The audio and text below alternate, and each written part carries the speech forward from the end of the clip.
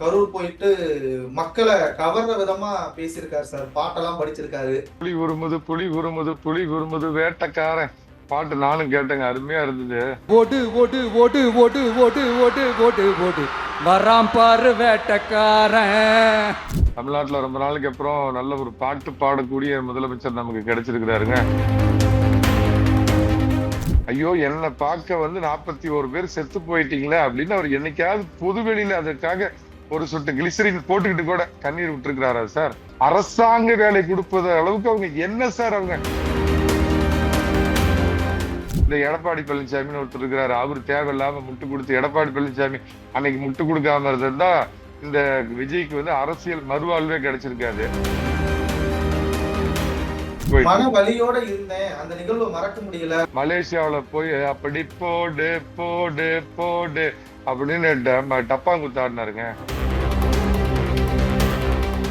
யாரையும் விடமாட்டேன், ஊழல் பண்ண ஒருத்தரையும் விடமாட்டேன். யோவன் அவர்களே, அப்படியே இக்கட சூடு நைனானு உன் லெப்ட் பக்கம் பார்த்தா பஸ்ல திருடின விஜய் பாஸ்கர் இருக்கிறான், இந்த பக்கம் கொரோனாவில கொள்ளையடிச்ச வசூல் ராஜா MBBS விஜய் பாஸ்கர் இருக்கிறான். முதல்ல அதுக்கு முன்னாடி உங்க முதுவை பாருங்க, உங்க பக்கத்திலேயே ஊழல் புறையோடி போன நாற்றம் எடுத்த நாற்றம் எடுத்த 3 பன்றிகளை பக்கத்துல வச்சுட்டு இருக்கிறீங்க. இது பச்சை பிள்ளை, உனக்கு தெரியும்னா மத்த கட்சிக்கெல்லாம் தெரியாதா? இங்க இருக்கிற ஒரு தலைவர் அழுத்த வேண்டிய இடத்துக்கு போன் எடுத்தாரு, ஹாட்லைன்ல பேசினாரு. இன்னும் 1.5 வருஷத்துக்கு நான் எனக்கு சொல்றேன், தேர்தல் இடைத்தேர்தல் கிடையாது. ஏன் நம்பி போனாலும் செத்தான், இந்த பஸ் ஓட்டி இந்த கொரோனா திருடம் எல்லாம் செத்தான். அவங்களுக்கு முதல்ல கொடுப்பாரா விஜய் எனக்கு தெரியாது. நிச்சயமா உள்ளாட்சி தேர்தல்ல ஆகா ஓகோன்னு ஜெயிக்கணும்னு சொல்ல நிச்சயமா கணிசமா வெற்றி பெறும். அது அதிமுக சோர்ந்து கிடக்கின்ற தொண்டர்களுக்கு ஒரு புத்துணர்வு அவங்களுக்கு கொடுக்கும். நாளைய நேயர்களுக்கு வணக்கம். நம்முடன் சிறப்பு விருந்தினராக அரசியல் விமர்சகர் சேலம் மணிகண்டன் அவர்கள் இணைந்திருக்கிறார். சார் வணக்கம் சார். வணக்கம் சார், உங்களுக்கும் வணக்கம், உங்க சேனல் நேயர்களுக்கு வணக்கம். சொல்லுங்க. நேற்று முதல்வர் கரூர் போயிருக்காரு சார். கரூர் போயிட்டு மக்களை கவர்ற விதமா பேசியிருக்காரு சார். பாட்டெல்லாம் படிச்சிருக்காரு. திருப்பியும் தீர்ந்து போன சக்தி, தீய சக்தி அப்படின்னு சொல்லி திமுகவையும் அதிமுகவும் விமர்சனம் பண்ணியிருக்காரு சார். நேற்று ஸ்பீச் எப்படி சார் இருந்துச்சு விஜயோடது? புலி உருமுது புலி உருமுது புலி உருமுது வேட்டக்காரன் பாட்டு நானும் கேட்டேங்க, அருமையா இருந்தது. தமிழ்நாட்டுல ரொம்ப நாளுக்கு அப்புறம் நல்ல ஒரு பாட்டு பாடக்கூடிய முதலமைச்சர் நமக்கு கிடைச்சிருக்கிறாருங்க. நல்லா அற்புதமா பாடினாரு. அப்படியே திரையில பார்த்துக்கிட்டு இருந்த சினிமாவை மக்கள் நேர்ல பாக்குற அளவுக்கு இருந்ததுங்க. 41 பேர் துள்ள துடிக்க கொந்தாடி குடல் எல்லாம் செதஞ்சு போய் மிதிப்பட்டு எல்லாம் இறந்து எதற்காக இறந்து போனார்கள்? ஏதாவது ஒரு கோயில் நிகழ்ச்சியில போய் இறந்து போனாங்களா? இல்ல அரசுக்கு எதிரான ஒரு போராட்டத்துல மக்கள் இறந்து போனாங்களா? இல்ல ஏதாவது ஒரு தர்க்க ரீதியான நியாயமான விஷயத்திற்கு மக்கள் இறந்து போனாங்களா? இறந்து போனதற்கு காரணம் அன்றைய நடிகர் பிளஸ் அரசியல் கட்சி தலைவர் அப்படின்னு உங்களை பார்க்க வந்தவர்கள். 41 பேர் இறந்து போனதுக்கு முதற் காரணம் அன்றைய முதலமைச்சர் ஜோசப் ஸ்டாலின் காரணம், ஜோசப் விஜய் காரணம்னு அந்த சம்பவம் நடந்த அடுத்த நாள்ல இருந்து பேசிட்டு இருக்கிறது நான் தான் பேசிட்டு இருக்கிறேன், வேற யாரும் பேசல.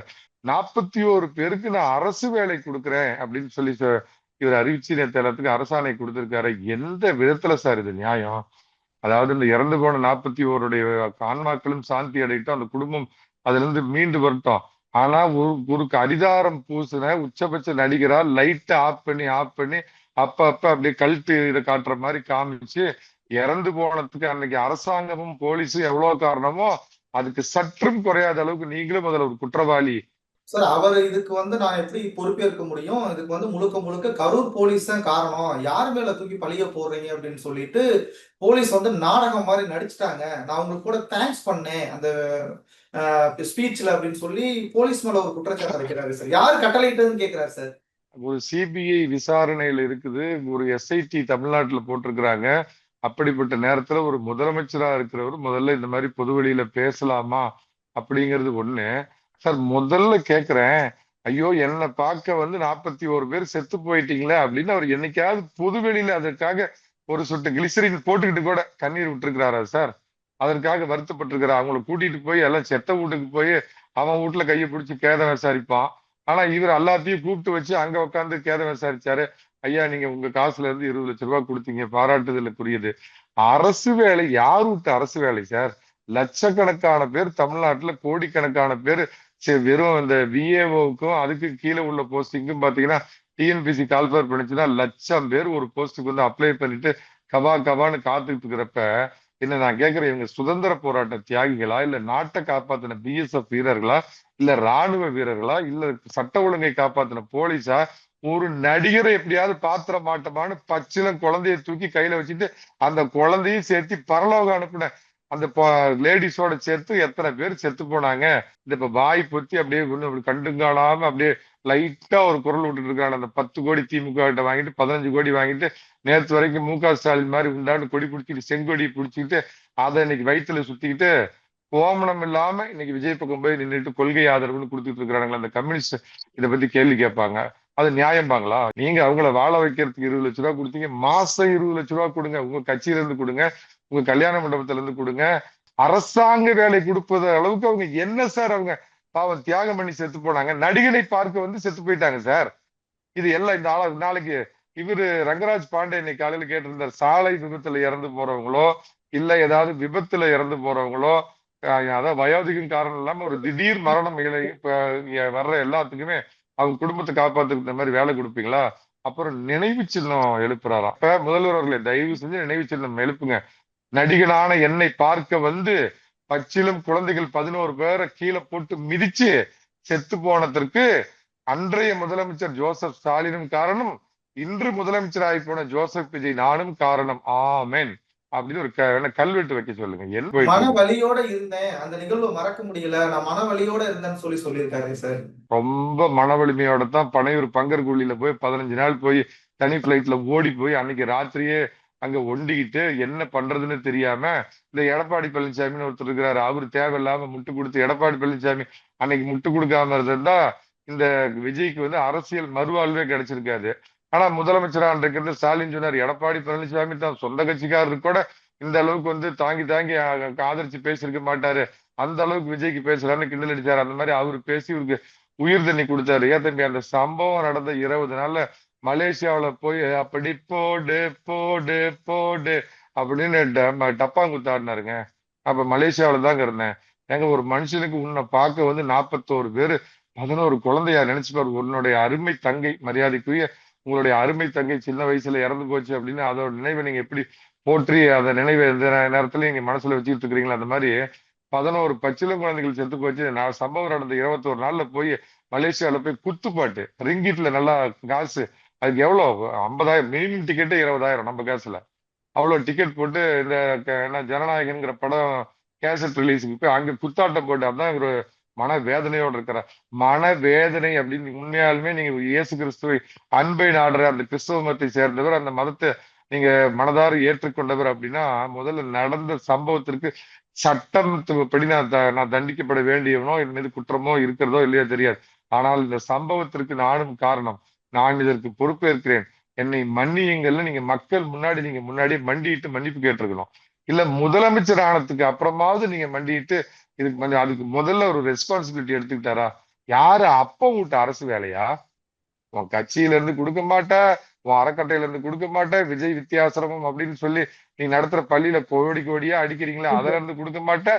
அரசாங்க வேலை எங்க போய்? அதான் போன தடவை தான் அந்த முத்துவேல், கருணாநிதி, மு.க.ஸ்டாலின் 1.5 முழம் பேர் முழங்கிட்டு இருப்பாங்க. நம்ம விஎஸ் பாபு முடிச்சார அது கள்ளச்சாராயம் குடிச்சு 60 பேர் செத்து போனவனுக்கு எல்லாத்துக்கும் 10 லட்சம் காசு. எங்க நோக்கி இது போயிட்டு இருக்குது?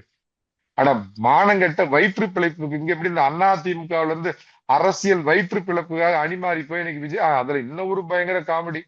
புனித யோவான் சொல்றாரு, என்ன சொல்றாரு அப்படின்னா, யாரையும் விடமாட்டேன், ஊழல் பண்ண ஒருத்தரையும் விடமாட்டேன். யோவான் அவர்களே அப்படியே இக்கட சூடு நைனான்னு உன் லெப்ட் பக்கம் பார்த்தா பஸ்ல திருடின விஜயபாஸ்கர் இருக்கிறான், இந்த பக்கம் கொரோனாவில கொள்ளையடிச்ச வசூல் ராஜா எம்பிபிஎஸ் விஜயபாஸ்கர் இருக்கிறான். பாத்தீங்கன்னா அன்னைக்கே 30 வருஷம் முன்னாடி கலர் டிவி கொடுத்தல கொள்ளையடிச்ச மரியாதைக்குரிய மூத்த அரசியல்வாதி செங்கோட்டையன் ஊழல் பெருச்சாளிகளை பக்கத்துல வச்சுக்கிட்டு ஊழல் பண்ணவன நான் ஒருத்தரையும் நான் விடமாட்டேன் அப்படின்னு பேசுறதுக்கு கொஞ்சமாவது உங்க மனசாட்சி, உங்களுக்கு மனசாட்சி தான் இல்லையே பிரதர். மனசாட்சி இருந்திருந்தா அந்த 41 பேர் செத்த 10வது நாள் போய் மலேசியாவில போய் நீங்க குத்துப்பாட்டு போட்டிருப்பீங்களா? இது வரைக்கும் மக்கள்கிட்ட நீங்க அதுக்கு மன்னிப்பு கேட்டிருப்பீங்களா? பக்கத்துல ஊழல் பெருச்சாளிகள் உண்டு கொளுத்தவனுங்க அரசியல் விபச்சாரிகளாக இருந்த கட்சி வாழ்வழித்த கட்சிக்கு துரோகம் பண்ணிட்டு 2 பாஸ்கரும் அங்க போய் பக்கத்துல உட்கார்ந்து இருக்கிறாங்க. அவங்கள வச்சுட்டு நான் ஒருத்தரையும் நான் விட மாட்டேங்கிறேன். அதுல ஒரு திருட்டுத்தனம், அயோக்கியத்தனம் பாருங்க. நியாயம் சார். அதிமுக காரன் ஊழல் பண்ணியிருந்தா பிடிச்சி உள்ள போடுங்க, தப்பே கிடையாது. ஊழல் பண்றவன் யாரா இருந்தாலும் உள்ள போட்டோம். திமுக காரன் கேட்க வேண்டாம். ஆசியாவையே மூழ்கடிக்கிற அளவுக்கு ஊழல் பண்ணியிருக்கிறான். இவர் தீய சக்தி இல்லாம இவர் தூய சக்தியா இருந்தா இவர் என்ன சொல்லணும்? 2016 இருந்து 2021 ஆண்ட அதிமுக செய்த ஊழல்களை விடமாட்டேன். 2021 இருந்து 2026 வரைக்கும் நாட்டையே கொள்ளையடிச்ச திமுக 2 பேர்த்தையும் விடமாட்டேன்னு சொல்லியிருந்தா நீ யோக்கியவான். 2017 இருந்து இன்று வரை ஊழல் செய்தவர்கள் அப்படின்னா அப்ப விஜய் அவர்களை நீங்க ஏதாவது ஒரு கன்ஃபஷன் ஸ்டேட்மெண்ட் கொடுக்கணும். அது என்ன, எடப்பாடி பழனிசாமி ஆட்சியில மட்டும் இவங்க கொள்ளையடிச்ச அயோக்கிய பசங்க, ஜெயலலிதா ஆட்சியில இவங்க யாருமே கொள்ளையடிக்கலையா? ஜெயலலிதா ஆட்சியில இருந்த எப்ப செங்கோட்டையன் ஜெயிலுக்கு போலியா கொள்ளையடிச்சு விட்டு அடுத்த அந்த கருணாநிதி பிடிச்சி உள்ள போட்டார? என்ன அயோக்கியத்தனம் அவர் பண்றது. நீ உண்மையான ஊழல்லாம் நான் திரும்ப சொல்றேன், விஞ்சி இருக்கிற அதிமுக காரன் யார் ஊழல் பண்ணியிருந்தாலும் பிடிச்சி உள்ள போடுங்க. அதுக்கு பக்கத்துல முதல்ல அதுக்கு முன்னாடி உங்க முதுவை பாருங்க. உங்க பக்கத்திலேயே ஊழல் புறையோடி போன நாற்றம் எடுத்த 2 3 பன்றிகளை பக்கத்துல வச்சுட்டு இருக்கிறீங்க. ஊழல் பன்றிகள், அதிமுக பன்றிகளை, மலத்தை உண்டு வயிறு வளர்த்த அந்த பன்றிகளை வச்சுக்கிட்டு இவர் யாரையும் விட மாட்டாராம். சரி, இது ஒண்ணு. அப்புறம் ஆட்சிக்கு வரதுக்கு முன்னாடி என்ன சொன்னீங்க? ஸ்டாலின் சார் SFF 25% அப்படின்னீங்க, ஸ்டாலின் ஃபேமிலி ஃபண்ட். நான் என்ன எதிர்பார்த்தனோன்னு வந்த உடனே முதல்ல ஒரு கையெழுத்து போட்டு டிவிஎஸ்சி முதல்ல ஸ்டாலின் வீட்டுக்குள்ள விட்டுருக்கணும். ஏன்னா அன்னைக்கு என்ன வாய்க்கு அப்படி கிளிய நம்ம இன்னைக்கு முதலமைச்சர் விஜய் சொன்னாரு, ஸ்டாலின் குடும்பத்துல 25% கமிஷன் அடிச்சாங்களே அத பணத்தை மீட்டாவே தமிழ்நாடு கஜானாவை முழுக்க நப்பிரலானாரு. அதை ஏன் சார் பண்ண மாட்டேங்கிறீங்க?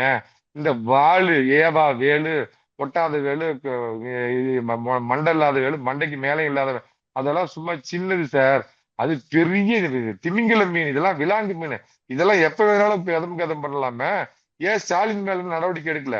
ஸ்டாலின் வீட்டுக்கு ஏன் ரைடு அனுப்பல? உங்க டிவிஎஸ்சி ஸ்டாலின் வீட்டுக்கு அனுப்புங்க. ஏன் சார் உங்க வாயால தான் சார் சொன்னீங்க எது நடந்தாலும் பணத்தை எரிக்கிறதுக்கு கூட 25% கமிஷன் வாங்கினாங்க போன ஸ்டாலின் ஆட்சியிலன்னு. ஆமாங்க ஐயா, ஒத்துக்கிறேன். அப்ப முதல்ல தலையில சார் நீங்க இருக்கணும். அது தலையை ஏதோ ரெடி பண்றதுக்கு இப்ப எங்கேயோ வெளிநாடு போயிடுச்சு. இந்த இதை மாத்துறதுக்கு, அடுத்த ஸ்டைல மாத்துறதுக்கு இப்ப வெளிநாடு போயிடுச்சு. அதனால விஜய் சொல்வதொன்று செய்வதொன்று. இவர் எந்த தூய சக்தியும் கிடையாது. 1 நம்பர் தீய சக்தியின் தொடர்ச்சி இது. அரசியல்ல யோகியம் கிடையாது. அடுத்த கட்சியில ஆள் பிடிக்கிறதுல திமுகவே விஞ்சி நிக்கிறார். அதுவும் ஊழல் பேர்வழிகளா ஒரு கட்சி. நான் ஒண்ணு கேட்கிறேன், ஒரு இருந்த வீட்டுக்கு ரெண்டகம் பண்ணிட்டு தின்ன வீட்டுக்கு துரோகம் பண்ணிட்டு வரானுங்கன்னா என்ன இவனுங்க எல்லாம் அப்படியே உஞ்சித்து வாழ்ந்து உங்களை காப்பாத்த போறானுங்களா? உங்களை வச்சு பொறுக்கிட்டுங்கன்னு வரானுங்க. சரி, இதையாவது பண்ணுங்க மரியாதைக்குரிய விஜய் அவர்களே. நீங்க ஸ்டாலின் மேல ஸ்டாலின் ஃபேமிலி ஃபண்டுக்கு எப்ப நடவடிக்கை எடுப்பீங்கன்னு எனக்கு தெரியாது. நீங்க இப்பயாவது மனசாட்சி 41 பேரையும் இறந்து போனதற்கு நானும் ஒரு காரணம் ஆயிட்டேன், என்ன மக்களை மன்னிச்சு கொள்ளுங்கள். நீங்க மன்னிப்பும் கேட்க மாட்டீங்க. அரசு வேலை கொடுத்து அவங்கள தியாகி, மொழிப்போர் தியாகி, அவங்களுக்கு வைகோவுக்கு உயிர் விட்ட தியாகிகள் 5 பேர். அந்த மாதிரி இவரோட அரசியலுக்கு உயிர் விட்டவங்களுக்கு இவர் நினைவு இது எப்ப வைக்கிறாரோ வைக்கட்டுங்க. நான் குறைஞ்சபட்சம் என்ன கேட்கிறேன்னா, நான் யோவோன், நான் தூய்மையானவன் அப்படிங்கிறப்ப அந்த டிவிஎஸ்சி கூப்பிட்டுங்க, வாங்கப்பா குட்கா டாக்டர் மேல குட்கா வழக்கு இருக்குது.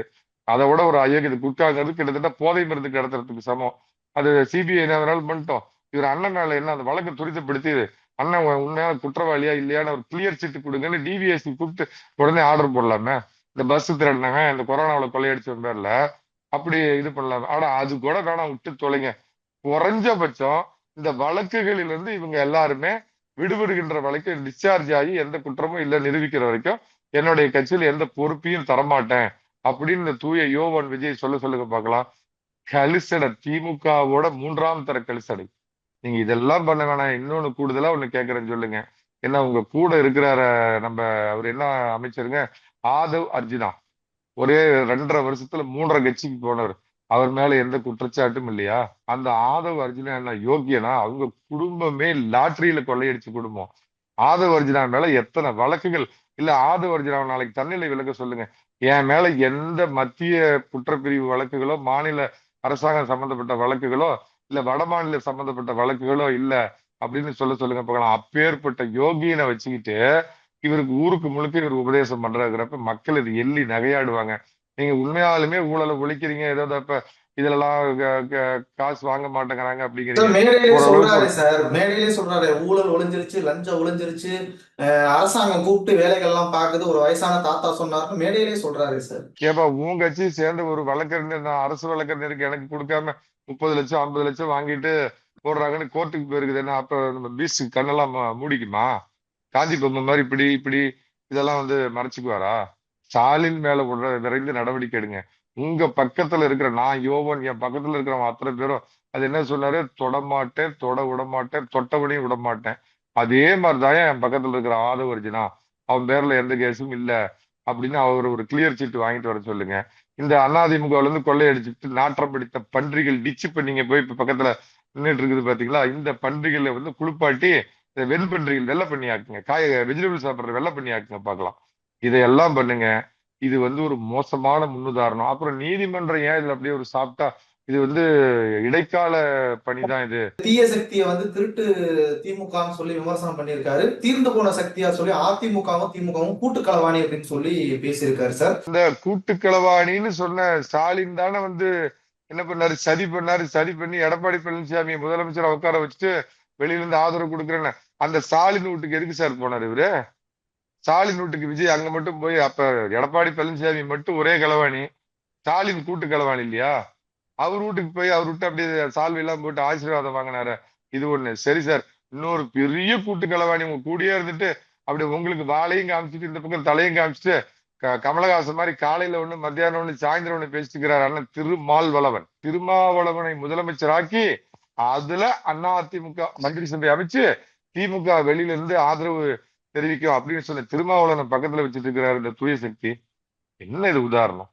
நான் கேக்குறேன், இவங்க ரெண்டு பேரும் அப்படி கூட்டணி சேர்ந்தாங்கன்னா அது தற்கொலைக்கு சமம், அது அசிங்கம், அவமானகரமானதுன்னு நான் பல முறை சொல்லிட்டேன். அதை விட ஒரு கேவலமானது எதுவுமே கிடையாதுன்னு சொல்லிட்டேன். திருமாவளவனை பக்கத்துல வச்சுட்டு இருக்கிறாரு. கம்யூனிஸ்டுக்காரங்க ஆனஸ்டா ஒத்துக்கல. அவங்க நாங்க இது அசிங்கமான முயற்சி, நாங்க ஒத்துக்க மாட்டேன்.